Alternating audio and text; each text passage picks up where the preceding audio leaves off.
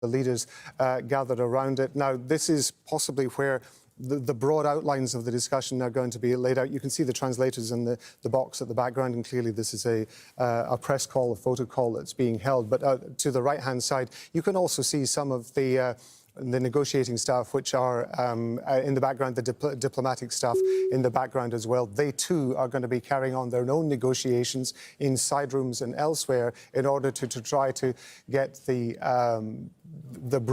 more finer details of the negotiation done. Let's have a quick listen in and see if we can hear what's going on. Thank you so much. I can speak without microphone. Thank you so much. I think that we had very good conversation with President Trump. Very good. And it really was the best one. Or sorry, maybe the best one will be in the future. But it was really good. And we spoke about very sensitive points. The first one is security guarantees. And we are very happy with President that all the leaders are here, and the security in Ukraine depends on the United States and on you and on those leaders who are with us in our hearts. They have been online before yesterday, and etc. So a lot of countries on the side of Ukraine, our people, and all of us want to finish this war, stop Russia and stop this war. We spoke about it, and we will speak more about security guarantees. This is very important that the United States gives such strong signal and is ready for security guarantees. The second point, or maybe the first, humanitarian direction, very important to exchange all the prisoners, and I think that President will help. And I was very thankful to your wife again, Mr. President, for the letter about our abducted children, and I hope that really it can be a historic role for the people to bring kids back to the families and be happy and get the people back. Yeah. Yes, this is so important, and I'm happy that we discussed it, this track with the President Trump, and I hope that we will find decisions. And then what is very important, that all the sensitive things, territorial, etc., we will discuss on the level of leaders during trilateral meeting, and President Trump will try to organize such meeting, and he said that he will come or not come. Ukraine will be happy if you will both participate. Want me there, I will be there. Yeah, yeah, thank you. And I think this is very important. Yes, so security guarantees, bringing kids back, and all our people, not only warriors, first of all warriors, and all the civilians, journalists, a lot of people in prison. So we need them back. And guarantees which will work for the years. We spoke about it, and I showed to President a lot of details on the battlefield, on the map. Thank you so much. Thank you for the map, by the way. Good map. It was great. Yeah. I'm thinking how to take it back.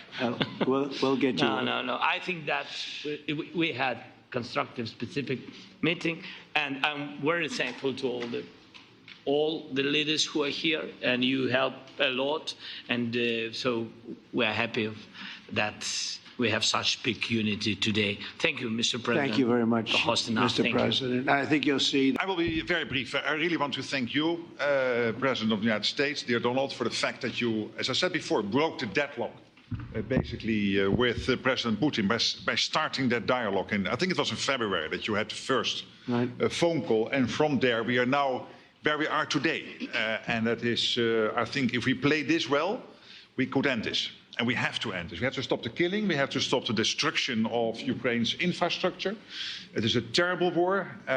So I'm really excited. And let's make the best out of today and make sure that from today onwards, we get this thing to an end as soon as possible. I really want to thank you for your leadership, what you are doing for Volodymyr, but of course also all the European colleagues. It is really crucial. And the fact that you have said, I'm willing to participate in the security guarantees is a big step.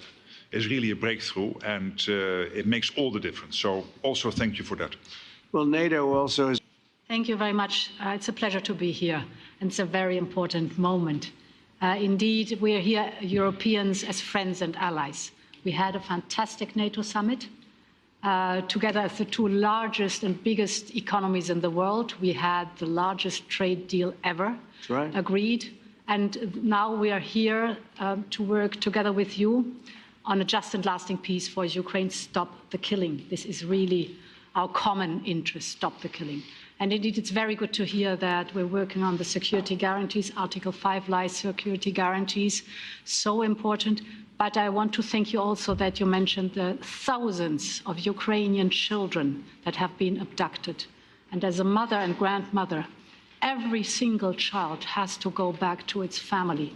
This should be one of our main priorities also in these negotiations, to make sure that the children come back to Ukraine, to their families. Thank you. And we did. Dear Donald, many thanks for having us today. I think this is extremely helpful that we are meeting and hearing that the two of you are having such a good meeting today here in Washington. The next steps ahead are the more complicated ones now. The path is open. You opened it last Friday. But now the way is open for complicated negotiations. And to be honest, we all would like to see a ceasefire, the latest from the next meeting on. I can't imagine that the next meeting would take place without a ceasefire. So let's work on that, and let's try to put pressure on Russia, because the credibility of these efforts we are undertaking today, are depending on at least a ceasefire from the beginning of the serious negotiations, from next step on. So I would like to emphasize this aspect and would like to see a ceasefire from the next meeting, which should be a trilateral meeting wherever it takes place. Well, we're going to let. Well, thank you very much, Donald, Mr. President, for hosting us today in this important meeting. And I think it is an important day, a new phase, after 3 years and a half that we didn't see any kind of sign from the Russian side that there was a willing for dialogue. So something is changing, something has changed, thanks to you. Thanks also to the stalling in the battlefield, which was achieved with the bravery of Ukrainians and with the unity that we all provided to Ukraine. And the reason why I mention it is that we also have to remind that if we want to reach peace and if we want to guarantee justice, we have to do it united. So that's why it's a very good day, the one we are in. You can obviously count on Italy as it was from the beginning. We are on the side of Ukraine, and we do absolutely support your efforts towards peace. We will talk about many important topics. The first one is security guarantees, how to be sure that it won't happen again, which is the precondition of every kind of peace. I'm happy that we will discuss about that. I'm happy that we will begin from a proposal, which is the, let's say, Article 5 model, which was Italian at the beginning. So we are always ready to bring our proposals for peace, for dialogue. It's something we have to build together to guarantee peace and to defend the security of our nation. So thank you, Mr. President, for hosting us. Thank you very much. Thank you, Mr. President, for organizing this meeting and for your commitment. And everything was said, but I just have to say here, everybody around this table is in favor of peace. And we work very hard, and we've worked very hard during the past few years to have a peace which is a robust and long-standing peace. This is why the idea of a trilateral meeting is very important, because this is the only way to fix it.